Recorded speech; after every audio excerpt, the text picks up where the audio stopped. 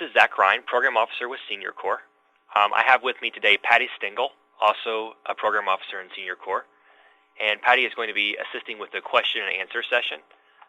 She'll be reading the questions to me, and in some cases she'll be providing the answer when she knows the answer better than I do.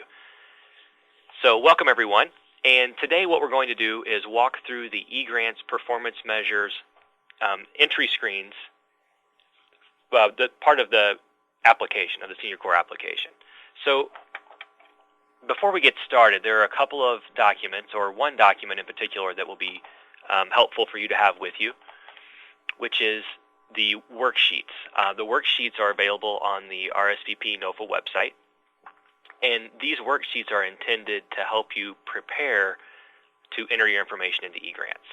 So the more you have these worksheets completed, the better off you're going to be.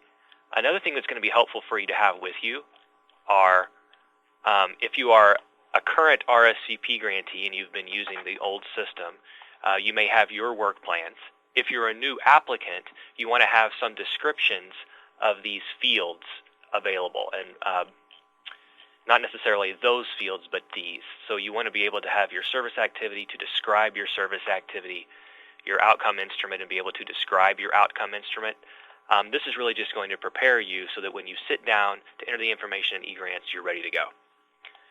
So I'm going to leave this open, and at the same time, I'm going to go to eGrants, and I click here on the left side where it says Work Plan.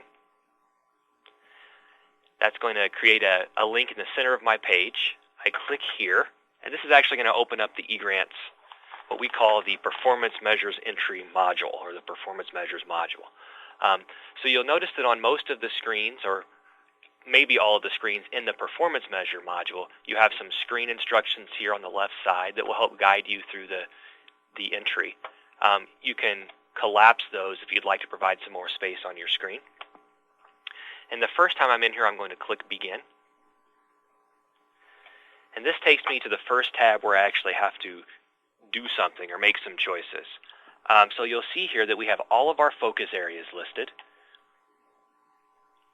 We also have capacity building, which is an area of interest, I would say. It's a different goal in the strategic plan, so it's not actually a focus area, which will be important in a minute. And then we have the other community priorities. So on this first tab, you're going to select all of the focus areas where you're going to place volunteers or where you're going to create work plans. And then you're going to select each objective under that focus area where you will place volunteers. So since I have my worksheet here completed and available to me, I can see that I have Work Plan D. For this exercise, I have 3 work plans. I'm actually using the worksheets that you would have completed if you did complete if you have gone through the supplemental activity that followed the e-course. I realized that there was some difficulty with viewing the e-courses today. However, if you go back and complete that course and complete those supplemental activities, these are the answers that you would get, with one exception, which I will also point out in a minute. So to get started, I look here in my first work plan, and the measure that work plan uses is ED2, which is in the focus area of education. And in this particular work plan, ED2, I know from looking at Appendix B, is in the objective K through 12, so I'm going to check that one. I'm then going to go back to my worksheets. My second work plan uses H10. H is Healthy Futures.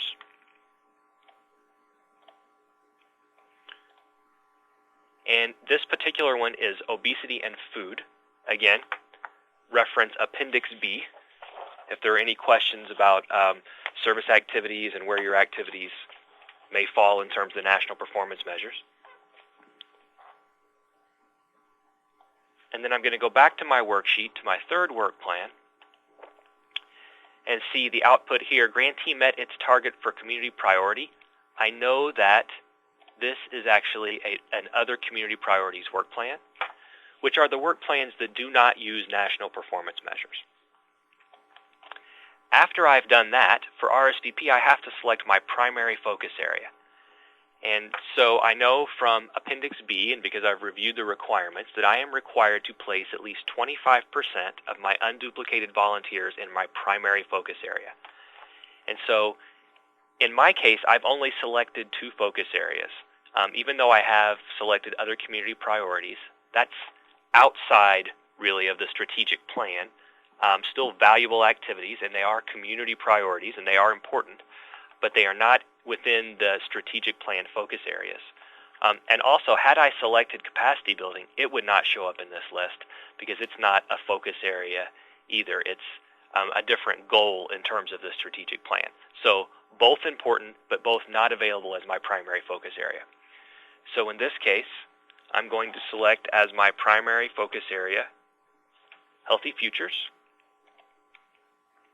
and then I'm going to click Next. So every objective I selected, I'm going to go back for just a second. Every objective I selected, I could select as many as I want. But for every one that I select, I am going to have to create a work plan, and I'm going to have to assign volunteers to it. So select as many as you like, but you have to use them all. Or you have to use all of them that you select, I should say. Now I have to select my category title. And so if you are familiar with the requirements, I'm sure most of you are at least somewhat familiar with the performance measurement requirements by now. There are basically 3 areas. There's the primary focus area, which I've already talked a little bit about. There are the other community priorities, where you are allowed to place up to 30% of your unduplicated volunteers, again, which are activities that aren't captured by the national performance measures, but still priorities in your community. And then other focus areas, which is essentially everything outside of your primary focus area. And other focus areas, even though I've already said that capacity building is not a focus area, that's where your capacity building activities would be captured. So in my primary focus area, I've said it's Healthy Futures, so it tells me the objective that I selected in the Healthy Futures is obesity and food. And now is where it's, again, handy for me to have my worksheet completed. Because I'm here, I'm just going to copy and paste my community need. And I can copy it like this, or I could simply press Control-C on my keyboard, go back into eGrants, Control-V, and my community need is there. I then select my output. I know from my worksheet that this particular work plan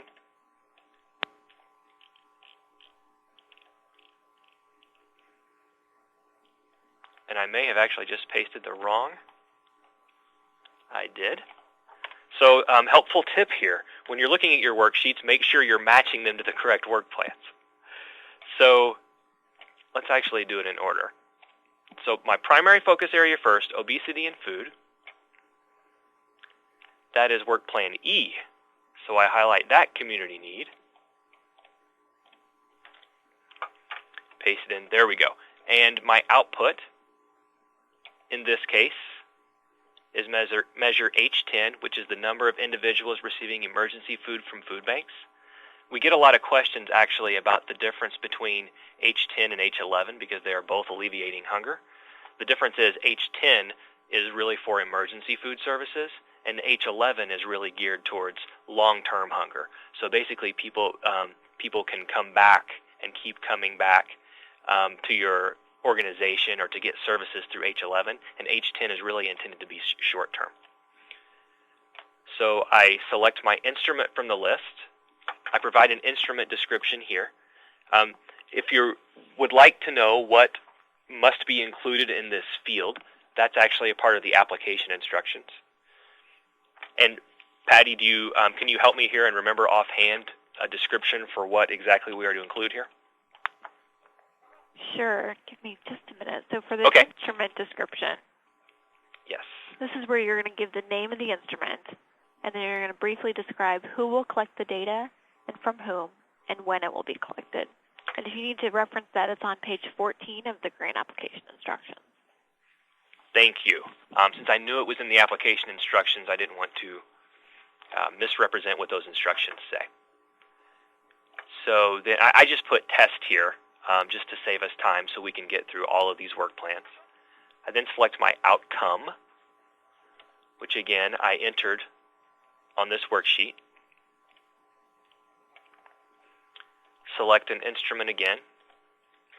And again, same guidance for the instrument description field that you can find in the application instructions.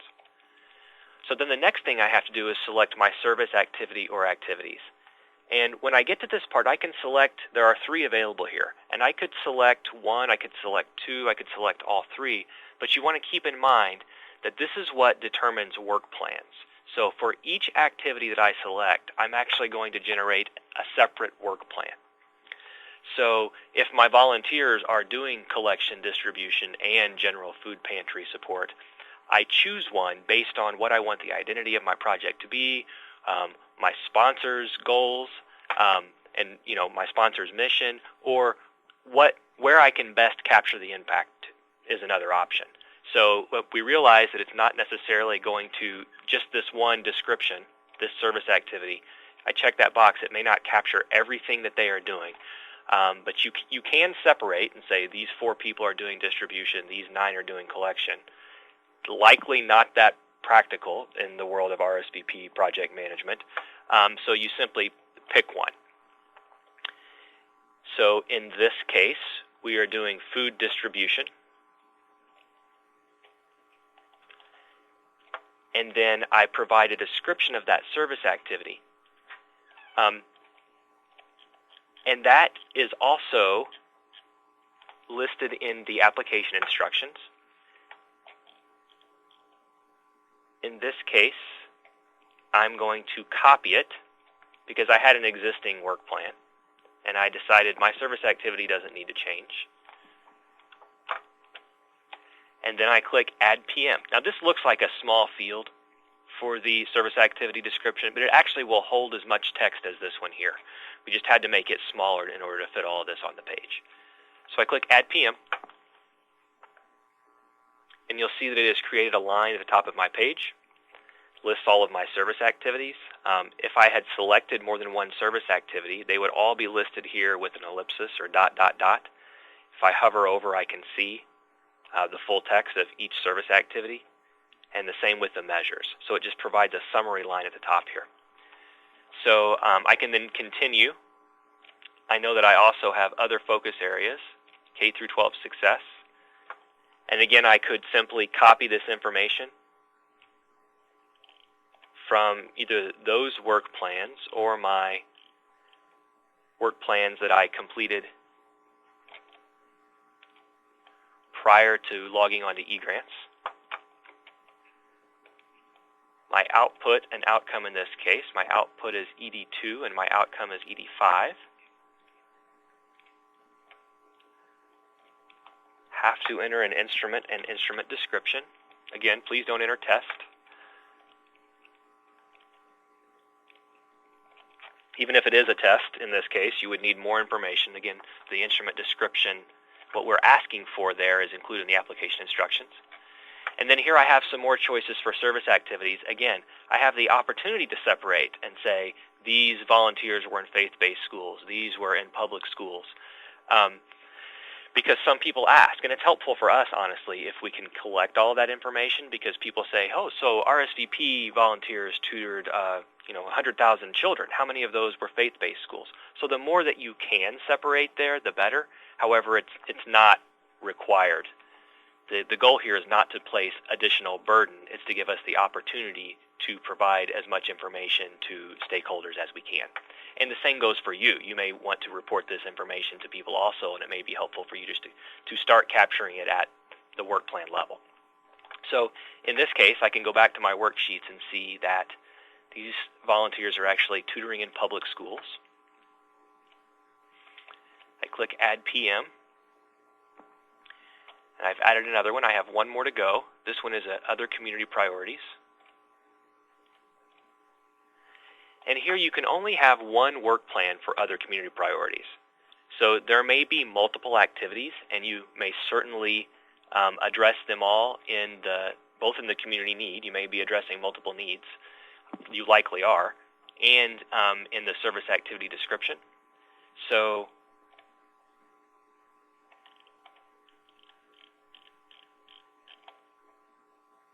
again, I'm going to copy the community need.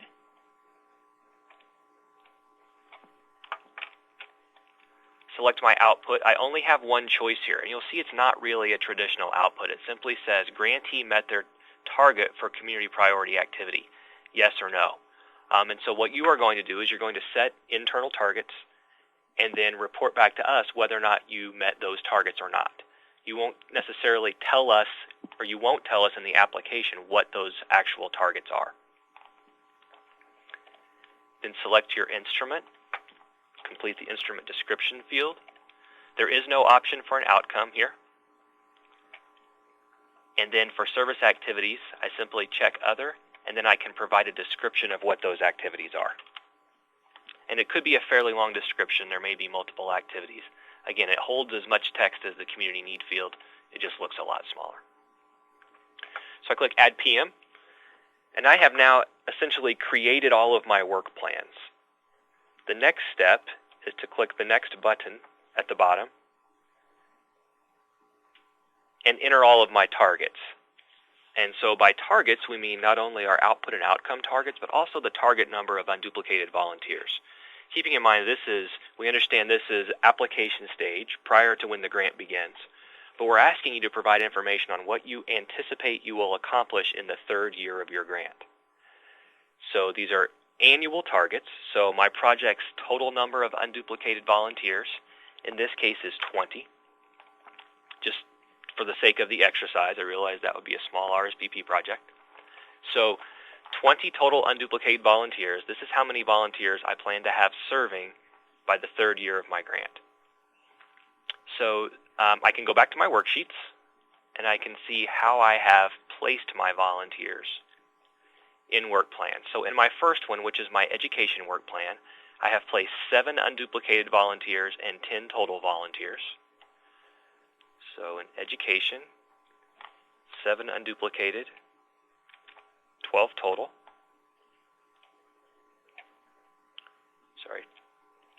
10 total. And the difference here is unduplicated volunteers, this has to equal 20 at the end. And we're basically talking people. The reason we ask for total volunteers contributing is because we realize that many RSVP volunteers do more than one activity. And so if we allow you to capture that number in the total volunteers, then when you report the outputs, which is the number of individuals you serve, you can include all of the individuals you serve and not just the number served by the unduplicated number. So I'm going to continue filling in my volunteer numbers here. For my Healthy Futures work plan, I have 7 unduplicated and 20 total.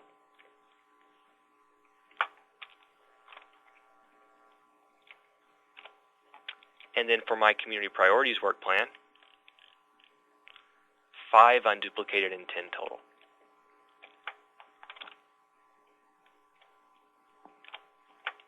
So then my output and outcome targets I do next. You don't have to do it in this order. It makes sense to me to do the volunteer numbers.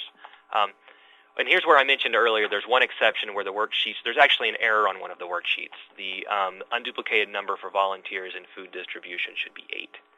I know that because I look at the top of my screen and it says I still have to place 1 volunteer somewhere because I have 20 and I've only placed 19. And that 1 actually belongs here, so I'll change that to 8, and you'll see this calculator update at the top.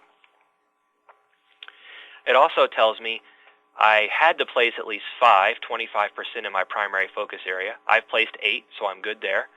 I could place up to 6 in Community Priorities work plan. I placed 5, so I still could place 1 of those unduplicated volunteers in a Community Priority plan work plan if I wanted to. But I have a volunteer here, it looks like, who could be in my primary focus area, but could be in Community Priorities.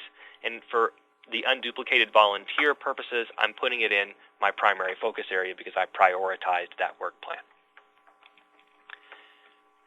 So I move next to my output targets.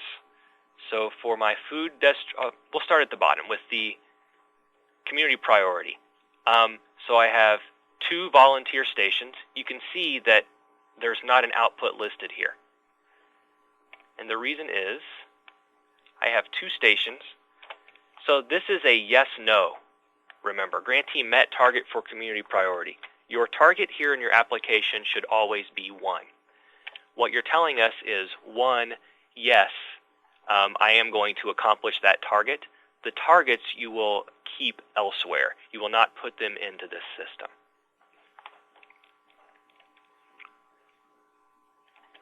I'll then go up to my other work plans. In my Healthy Futures work plan, I have 5 stations with an output target of 400.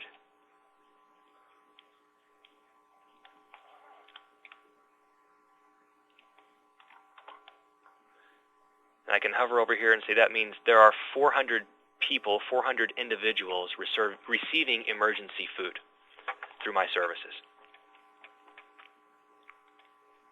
And then I have my education work plan with 5 stations and an output target of 30.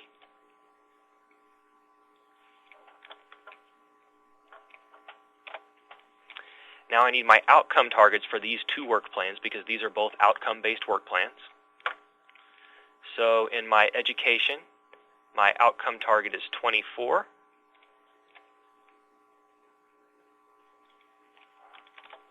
And for my Healthy Futures work plan,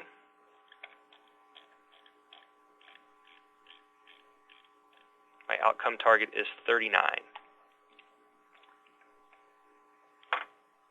So you can see this is a fairly low outcome target for this work plan. Again, recognizing that I have a lot of work to do, this may be the first year of my grant, and I'm reporting a good deal of, or anticipating a good deal of outcomes coming from my education work plan. So I click on Review Allocations.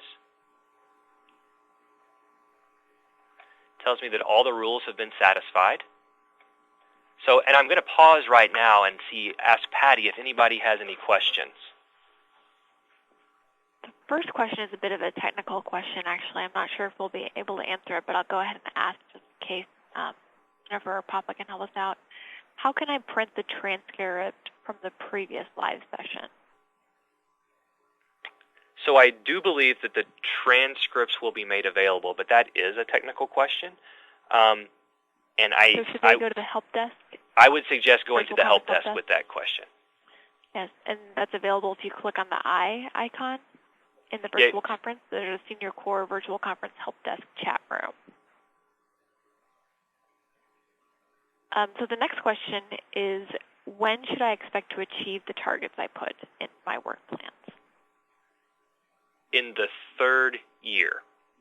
So I'm going to kind of give an illustration here, and I think this will become more clear tomorrow when we actually go through the session that tells you how you're going to report on the PPR. But this is year 1. I'm submitting my targets, and I say I am going to serve 400 individuals in this work plan by year 3. So I come back after year 1. I say my output target was 400. On my year 1 PPR, I report 250 individuals served. And I think that's not really very close to 400. But if I'm reviewing this PPR, I say, oh, well, this is year 1 of the grant. That's good progress. So then I would expect at year 2, the number is increasing, and then by year 3 on your PPR, you're reporting 400 or very close to or more than 400 individuals served. And the same goes for the unduplicated volunteers number. I'm saying I plan to place these volunteers in these work plans. I plan to place 8 unduplicated volunteers in this food distribution work plan. In year 1, I submit my PPR and I actually have 6 instead of 8. Which seems like, I didn't accomplish what I said I was going to. But we are looking at this for what you plan to accomplish in the 3rd year. So you do 6 in year 1, you make progress towards that goal until you actually accomplish those goals in year 3. So and I hope that answers your question. It's a 1-year target? So they're actually 1-year targets. Yes. Okay. The next question is, since only 10% of the volunteers need to be an outcome work plan, can I only report an outcome target for one of the work plans? And the answer to that is yes. The requirement is that you place 10% of your unduplicated volunteers in work plans that have outcomes. That could be one work plan, and that could be multiple work plans. It does not matter. Okay, the next question is a bit of a timing question around education. So if our primary focus area is in education and our grant cycle ends in March, how do I report accurate outputs for that in a timely fashion along the school calendar year. Do you have any suggestions for that? So that is a difficult problem. So remind me again of the start date. I'm trying to think with the school year. I believe it should be an April 1 start date. So an April 1 start date. So they end in March, and the school year, depending on where you are, probably goes till May or June. Yeah. So you would actually be including part of one school year and part of a next. And this is actually one reason why we decided to do annual targets. So you are looking at how many, during the grant year, how many children you serve.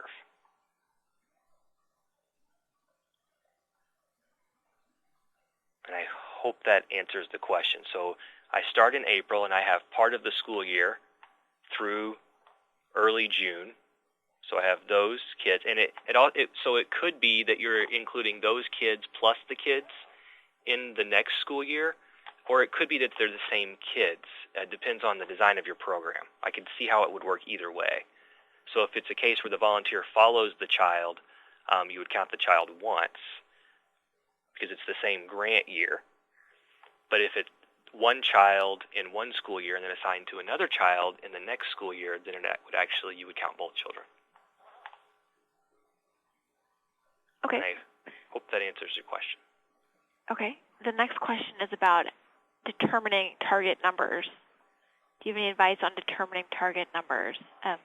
I would say it's pretty program specific, and we can't really direct you towards a certain number, but maybe, Zach, you have some additional words on that. No, I think one of the reasons that we didn't provide the targets is because we are kind of, since these are new measures, baselining a bit. So I would say set reasonable targets. I mean, for example, we wouldn't expect that if you have in a tutoring work plan, for example, if you have 7 volunteers, I wouldn't expect that 7 volunteers would tutor 100 children. So at the same time, I wouldn't expect that 7 volunteers would tutor 5 children. So just something reasonable. Okay, the next question is about reporting. So if we don't meet our goals at the end of year 3, but we did meet them on some of our other targets, are we going to need to explain that in our progress report at the end of year 3? So I think any time that you have not met your targets, you should explain why not, even if it's the end of year 1 and the explanation is we've made good progress, we're setting up new stations.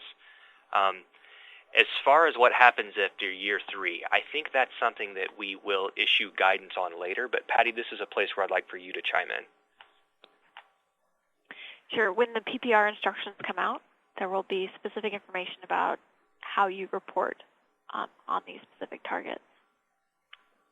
So we'll go ahead and go to the next one. So when you are working on your output and outcome numbers, do you base those numbers on the duplicated volunteers for that work plan or just the unduplicated volunteers? On the duplicated or the total number of volunteers. So if you look at my screen, my output target is 400. That's the number of individuals that would be served by the 20 volunteers, not by the 8. So you don't limit it to the unduplicated. That's one of the reasons why we ask for the total number.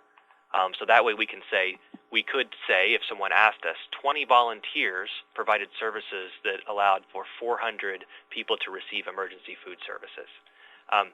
Our purpose for measuring the unduplicated volunteers really tells us where you are, gives us a way to measure where you're putting your resources.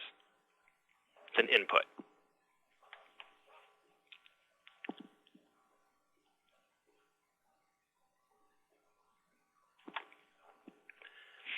Are there other questions?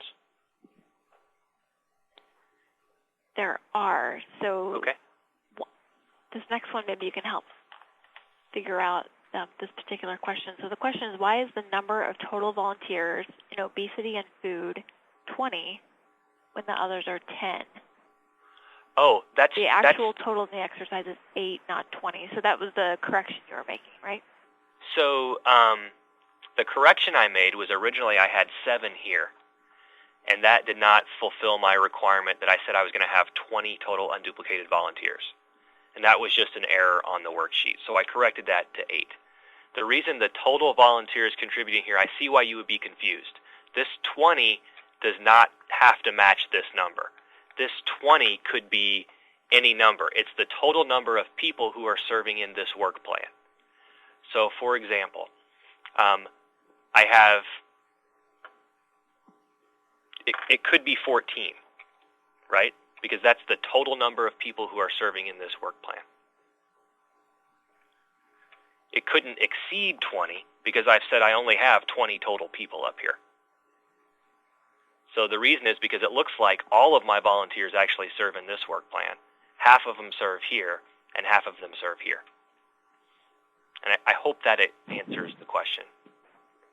I think so. And the next thing I'm going to say, and I'm sure you'll chime in, we'll probably cover several of the questions that have come in. So I'm not going to specifically read a question, but I'm just going to state that when it comes time to report on these targets, you're going to report what you achieved in a 12-month period. So you're reporting by year. You're reporting year 1, you're reporting year 2, and then you're reporting year 3. And you'll have semi-annual targets to report on as well, but essentially they're 1-year targets. And I think we mentioned that earlier. So there have been questions coming in about, do I report cumulatively? Do I add up how many volunteers I had in year 1, and then if I recruited 3 more people, do I add them in year 2? And it's an annual target you're reporting annually. Zach, do you want to help clarify that at all? I'll try. So you're correct. They are annual targets. So if my grant period is April 1 through March 30, are there 30 days in March or 31? 31. March 31st. On March 31st, how many volunteers do I have? That's what I would report for that year. Okay, and the next question is, where can I find the performance measure worksheets for RSVP?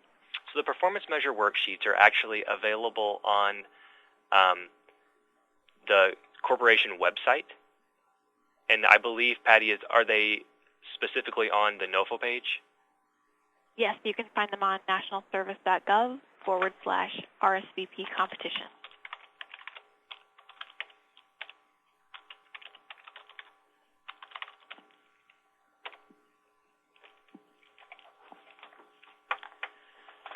So this is the competition page. And if I scroll down, I have the application instructions, which I referenced as I was going through the module. There's some visual instructions for e-grants. This is Appendix B, which are the performance measures instructions. Appendix A is the list of available opportunities. And then the last document here are the performance measures worksheets. And they are Word documents so that you could actually type the information in and then copy and paste as I did in the e-grants module.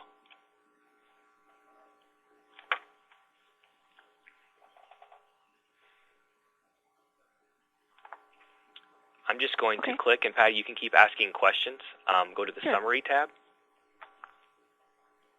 So you mentioned for age 10 and age 11, one was short-term hunger and the other was long-term. Is there a definition of those somewhere? Yes, and that is actually in Appendix B. And I'll show you Appendix B. So these are the performance measures instructions. You can skip to a specific objective, but I want to show you the first page lists the requirements. And then on page 4, you have a list by objective. So the blue line is the focus area. The left column is the objective. And then it lists the output, available service activities, and outcomes for each objective. I then can scroll through, and I will go to Healthy Futures since that's where the question came from. Each measure has a list of definitions and requirements. So in Healthy Futures, I know that those are in childhood obesity and increasing access to nutritious food. So here's H10, and it says emergency food, and then it does provide the definition. So it's very important to have Appendix B with you as you're creating your work plan so you can say, this is the activity I'm doing. Does it fit within this work plan? So Appendix B is your best resource for that. Thanks. I'll go ahead and answer this next one. The question is about what happens if you meet all of your targets at the end of year 1, but then fail to meet those targets in year 2 and year 3? And to answer that, I'll just say that the targets you set in this work plan when you submit your application are what you plan to achieve in your 3rd year. So we want to look at what progress you're making in year 1 and year 2, but we really are focused on whether or not you can achieve what you said you were going to achieve when you submitted your application, which is your plan for what you're going to achieve in the 3rd year. Yeah, and I would just add that even though we were concerned with progress in year 1 and 2, the goal is, and the reason it's year 3 is because you're building toward something. And so just to reiterate that your 3rd year, what you accomplish in year 3, that's really what we're looking for. And the next question is, for your primary focus area, wouldn't the unduplicated volunteer number and total volunteer number be the same, since you want to count volunteers in your primary focus area first? Most likely, but not necessarily. You may have identified an area as a primary focus area, but for some reason, other funders want to see big numbers in other areas. You could potentially count them somewhere else. But yes, you're right. Majority of the time, that will be the case.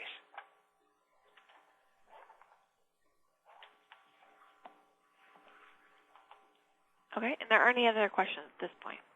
Okay, so I will start walking through the summary screen, and then you can let me know if any other questions come in during that time. So this is the final screen, and this is where you will actually validate your performance measures. You can see that you have some charts here that will give you a breakdown of your unduplicated volunteers by focus area. It'll give you the percentages. If you hover over it, will tell you how many volunteers. So I can see that I have placed 7 unduplicated volunteers in education. I have another chart that tells me by objective, by category title, which is my other community priorities, other focus areas, or my primary focus area. And then I have also my percentage of unduplicated volunteers working on results tied to outcomes, and we know the requirement is at least 10%. I've got 25% here, so I know I'm good.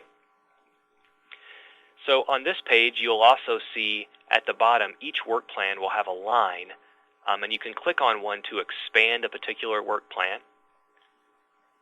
And you can see that here.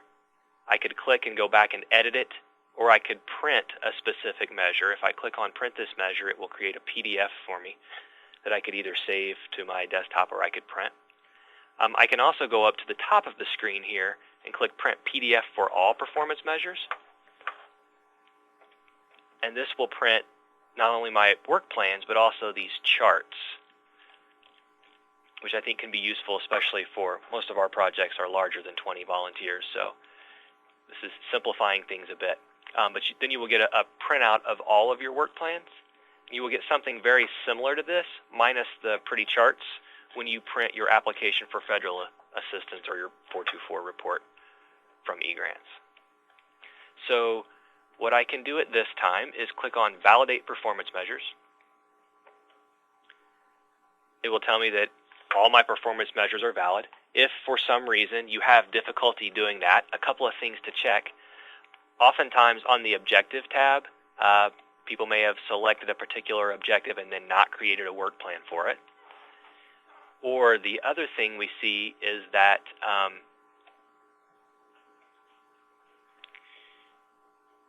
you may have not met one of the requirements, so you may not have met the 10% in the outcomes. And then one final thing to look at is you want to look at your performance measures at the top and make sure that where it says complete, they're all marked yes. So if I start to create a measure, for example, and I save it and it's incomplete, it would not let me submit my performance measures part of my application. So since mine are valid, I am validated, and then I can scroll to the bottom of scroll to the top of the screen and go back to the eGrants application and finish my application. And that's the eGrants system. So Patty, do we have any other questions at this time? Yes, the next question is, if we go over our targets at the end of the 3rd year, will we be expected to increase those targets next time we submit a grant application? So all I can say is that we have not issued any guidance or made any decisions regarding anything that happens after the current grant, which was awarded through competition. Patty, would you like to add anything to that? No, I think that's about right. The next question is, can you edit the work plan once your application has been approved and you have completed the first year of the grant? And what I'd like to say about that is the application you're submitting, again, is what you expect to achieve in the third year of your project. So for you to submit an application and then turn around and want to change it in year one after it was approved through or selected through a competitive process, there are certain things that will not be allowable as far as changes, and you'll be able to get a sense of what those are by reading our selection criteria for the RSVP competition. There are 23 selection criteria listed in the notice. The best example I can give for this is there's a little selection criteria about service for veterans and military families. So that's part of what we obviously make our funding decision on. So if we receive an application that has a large amount of work plans for veterans activities, and then in year one that grantee comes to us and says, no, we can't do veterans activities, that's probably not going to go over very well. So just keep that in mind. There are some things that aren't going to be allowed to be changed during the project period because they are part of that selection criteria for the competition. Zach, do you have anything else to add on that one? Nope, I do not. Okay. So the next one I'm going to read because I think it has to do with some of the other work plan worksheets that have come in. So Zach, maybe just hearing this will help you out. So Work Plan E lists 20 unduplicated volunteers, but if you look at page 13 and check your understanding, it only lists 8 total volunteers under Work Plan E. Why do you list 20 as total volunteers for Work Plan E? Is this, again, that typing error or the 7 versus 8, or can you help this person out? So, I don't know. I would have to go back and look at the presentation. I do know that we have 2 activities for RSVP. There's one in the e-course session, and then there's the additional activity. And maybe that's the reason.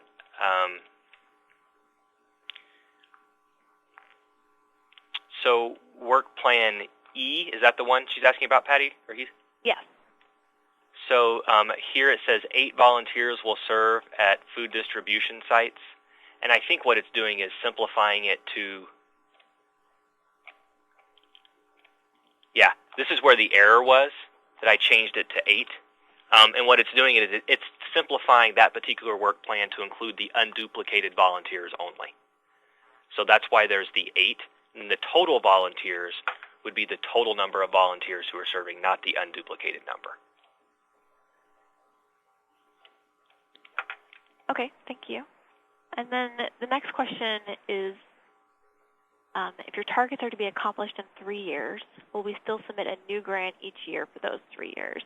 So I think the terminology is a little confusing on this one. So if a grant is awarded, it will be for a 3-year project period. You will submit a continuation application every year of that project period. So towards the end of year 1, you would get a notice from your state office saying it's time to submit your continuation. The same thing would happen at the end of year 2. So you would be moving through the e-grant system again, but the updates would really be minimal. You may be able to do some slight tweaking to your work plans, but it would be very small, and your state office would be able to help you determine what can and cannot be changed. But basically, you're going to be submitting your plan for what you expect to achieve at the end, what you expect to achieve in the 3rd year of your project. And the changes for those continuations will really be very minimal. So can I expect, Patty, that the targets that I set with my initial application, those will be my same targets in year 2 and my same targets in year 3? Exactly. Thank you. There aren't any other questions in the queue right now. Okay. Then I think that does it for this session. Feel free, if you have further questions, to either submit them to the RSVP competition email. So Patty, do you want to repeat that email for people? Yes, the RSVP competition email is 2014 RSVP at cns.gov. Great, thank you. And the other place is you may post those to the RSVP forum in the virtual conference environment. So I hope you all enjoy the rest of the conference, and thank you.